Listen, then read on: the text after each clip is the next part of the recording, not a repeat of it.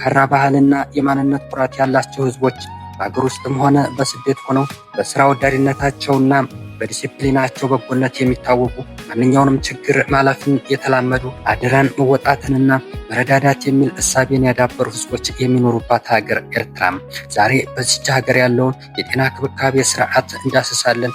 ላይክ፣ ሼር እና ሰብስክራይብ በማድረግ አብራችሁን ቆዩም።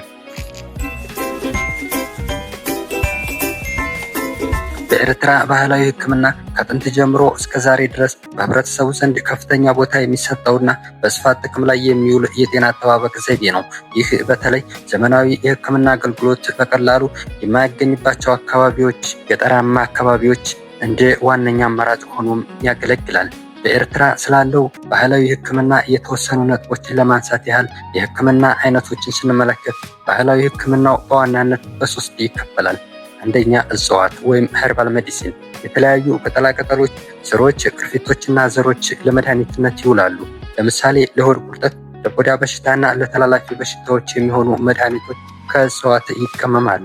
በሁለተኛ ደረጃ ደግሞ በእጅ የሚደረጉ ህክምናዎች፣ ይህ እንደ ወለምታ ማሸት ወይም ደግሞ ስብራት መጠገን እና የቁስል ክብካቤን ያካትታል።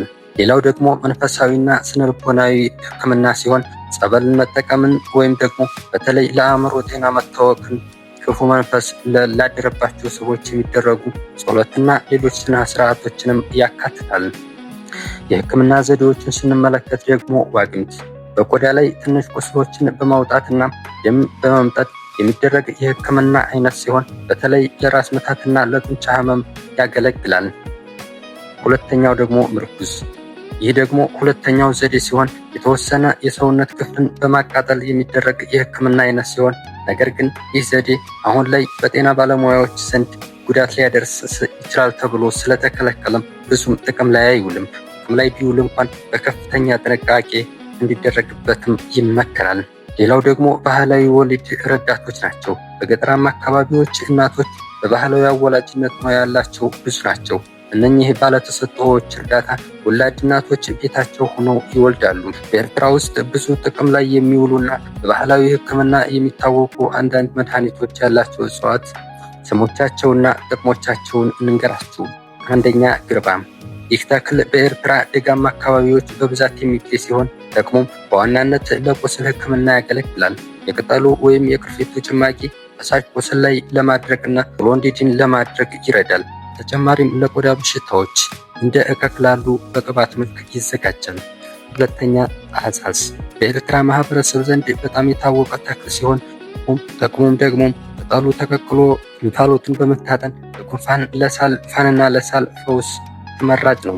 እንዲሁም ቅጠሉ ጭማቂ ለሆድ ህመምና ለተቅማጥ እንደ መድኃኒትነት ይወሰዳል።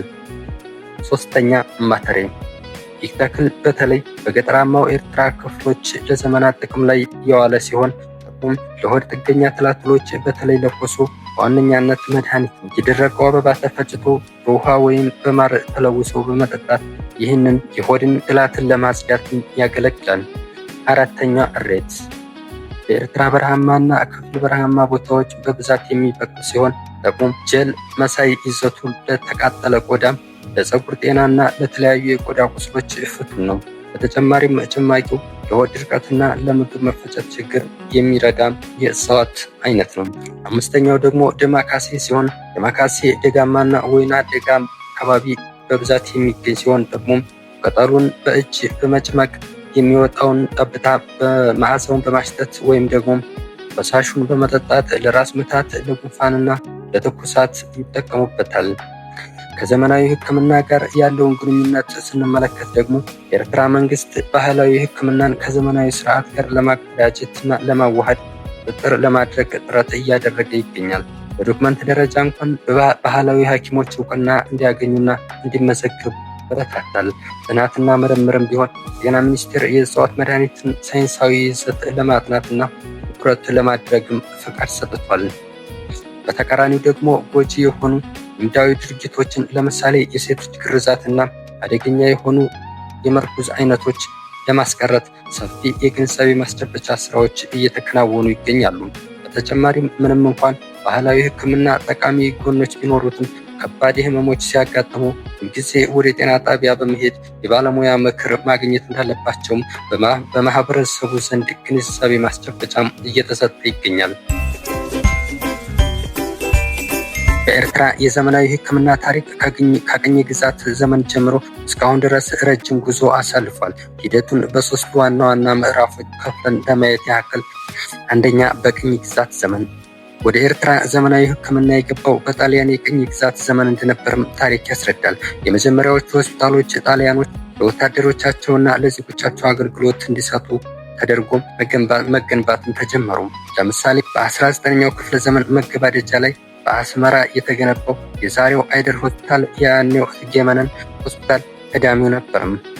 ትኩረቱም በወቅቱ በወባ በታይፎይድና መሰል ተላላፊ በሽታዎች ላይ ትኩረት አድርጎ ይሰራ እንደነበርም ታሪክ ያስረዳል።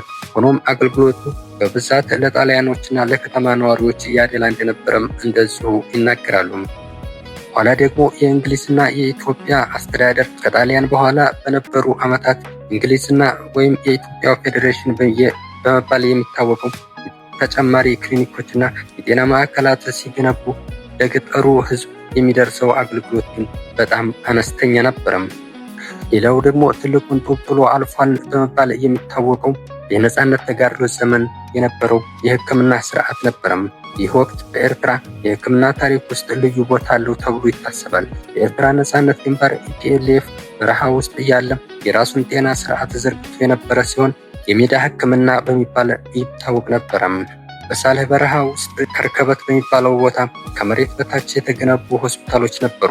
እነዚህ ሆስፒታሎች የቀዶ ጥገና ሕክምናን ጨምሮ እስከ መድኃኒት ክፍል ወይም ፋርማሲ ዩኒት ድረስ የደረሰ አቅም ነበራቸው። ባለሙያዎችን የማፍራት ሂደቱን ስንመለከት በጦርነቱ መካከል ሆነው ባረፉት ዶክተርስ ወይም ባዶ እግር ሐኪሞች የሚባሉ በመሰረታዊ ሕክምና የሰለጠኑ ባለሙያዎች በማፍራት ለገጠሩ ሕዝብ አገልግሎት ይሰጡ ነበርም። ይህ ልምድ ከነጻነት በኋላ ለነበረው የጤና ስርዓት መሰረት ሆኗል።